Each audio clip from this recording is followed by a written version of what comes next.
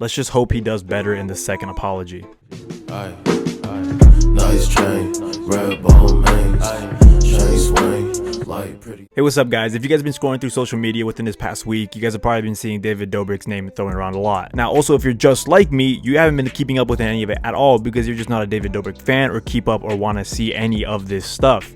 But at this point, it's gone so bad and it's gone so big that you just have to look into it and you have to see what's been happening. Now, I'm assuming none of you guys really need a recap in any of this just because it's just so massive that there's basically no possible way that you haven't heard of what's been happening. But if you do need a recap, let me explain to you what happened. A while back, David Dobrik pranked one of his friends into kissing Jason Nash, one of his close friends, in the whole vlog squad or anything like that. The only thing that was wrong with this entire thing was that the guy never knew that he was actually kissing Jason Nash. And because of that, obviously David Dobrik never got consent for any of that. Just about anybody else would be very pissed about it. In that video, he later asked his friend if he could prank him exactly the same in the future. His friend says yes, but can you really consent to something you don't know when it's gonna happen? You really can't. Nonetheless, David Dobrik does end up getting him later again. Later on, David Dobrik's friend, that was actually the one that got pranked into kissing Jason Nash, actually ended up asking David Dobrik if they could do a third video like that, in his own words, not mine, so he could get clouded up. Now obviously this has people confused because if this is going to be called the 4-letter R word or the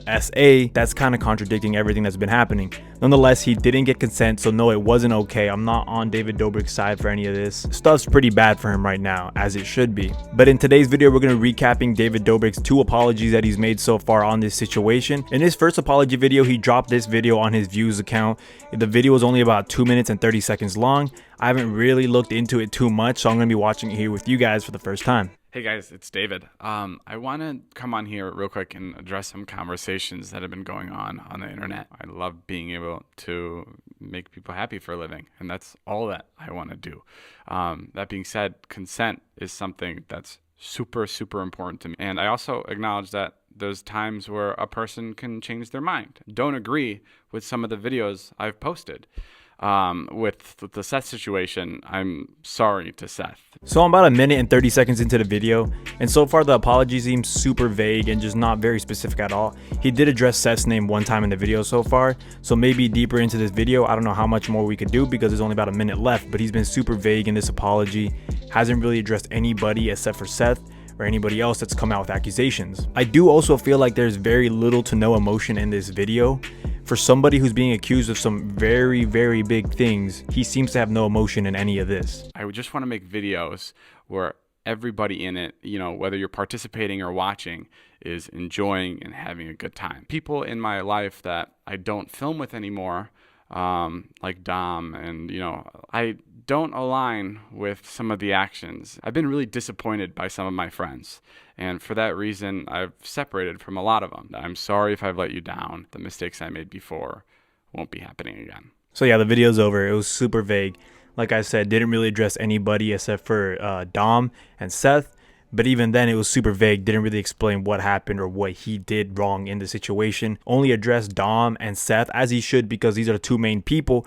But he also could have maybe, I don't know if he was okay with it, to address the other people that came out and made these accusations towards these people. And because this video was super short and vague and didn't really address anything, people were still very upset with him, forcing David to make a second video. This one being a little bit longer, and I think he was like a lot more specific in everything that happened. So we're going to get into that one right now, and I'm going to tell you guys what I think about that one as well. Hi guys, this week's been pretty hectic. I've put myself in a lot of situations where I've needed to apologize for my past actions, and I've never done this correctly, and I've never done this respectfully, and my last video is a testament to that. I'm only about 30 seconds into this video, but immediately he just seems a lot more genuine. He doesn't have the studio lights or like studio setup and any of that. So far, it's better, way better than the first one, even though he hasn't really said too much. What this video isn't going to be is it's not going to be me discrediting Trisha, Kat, or any other woman involved. That's just so I don't explain anything vaguely and I can explain every situation appropriately. I want to start this video off by saying I fully believe the woman who came out against Dom and said she was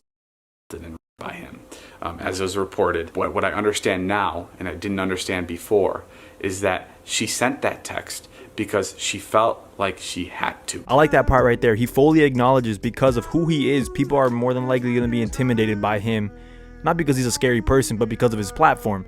And they acknowledge that because of his platform, they're more than likely going to say yes to anything he asks for or to upload. They're going to say yes because they don't want to disappoint. This is David Dobrik. Another thing that he's doing very well in this new apology video is that he's actually addressing some of the victims and not just kind of brushing them off to the side and not really like acknowledging them or giving them the attention or the like actual apology that they deserve. Want to apologize to her and her friends for ever putting them in an environment that I enabled that made them feel like their safety and values were compromised. I'm so sorry. I didn't know what was going on in that room, and I should have been. I should have been there, and I should have been making sure that everybody involved was taken care of. I also want to acknowledge the women that spoke out against Dom in 2018. I'm talking about Allie, and then I'm talking about other girls that address their problems privately or publicly.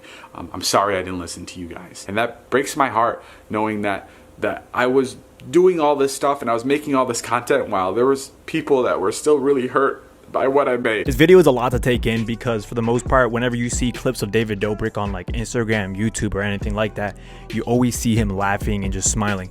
Right here, you actually see his eyes tearing up and him about to cry. Now, like I said in the past one, he showed no emotions, and in this one, he truly is showing emotion and remorse. Now, does that clear him of everything that he did? No, but it's nice to see that he actually has some remorse in the role that he played. And I think when there is a crisis, there's a serious opportunity to correct yourself, to learn and improve, and to make sure those mistakes don't happen again.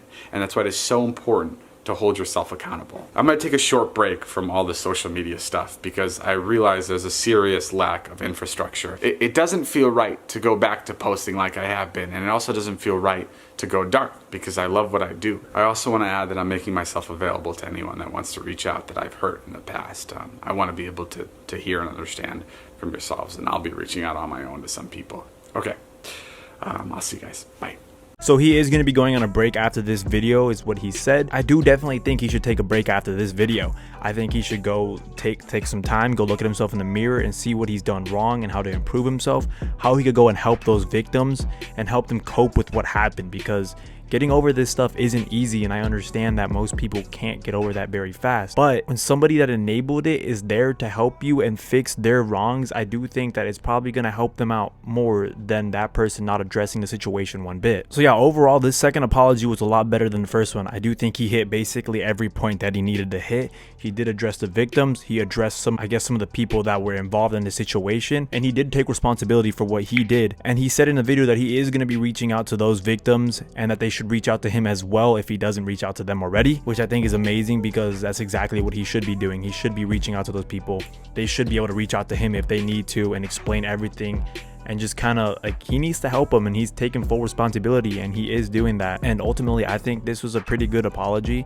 Does it clear him of everything he's done? No, this isn't just going to go away overnight, but it is going to be a permanent stain on his career. But hopefully he does come over this hump. Hopefully he does right his wrongs. Now, I know these aren't videos that everybody enjoys to see, but they are videos that we all do need to see, because ultimately these are the people we're watching. These are the people that some people look up to, and they do need to be held accountable. And I think so far the community has done a very good job at holding David Dobrik accountable for his actions. And I also think that David Dobrik did a very good job. I'm not going to go and ask you guys to go and subscribe and like this video, because I do think this is a very heavy video, and I don't think that should be the main focus or the end focus of this whole video. But if you guys do, I very much appreciate it, and I'll see you guys in the next video. Peace.